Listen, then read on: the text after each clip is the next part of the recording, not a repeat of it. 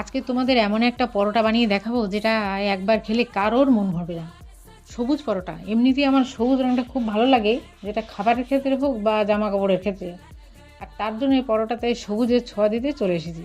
প্রায় 250 গ্রামের মতো কড়াইশুঁটিতে 2-3 টুকরো আদা ও ধনেপাতা মিক্সচার করে একটা পেস্ট তৈরি করে নেব।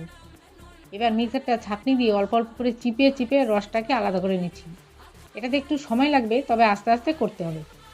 এবার 1 কাপ ময়দা, সামান্য নুন, সামান্য চিনি দিয়ে একটু জোয়ান ও বাটিতে আলাদা করে রাখা রসটা দিয়ে ভালো করে নরম করে ময়দাটা মেখে নিতে হবে। তারপর সামান্য তেল দিয়ে ওটাকে রেস্টে রেখে দেবো আধ ঘন্টার জন্য। এবার ওখান থেকে ছোট ছোট লেচি কেটে নেব। দেখছো ঠিক কী সুন্দর দেখতে হয়েছে, সবুজ কালার এসেছে।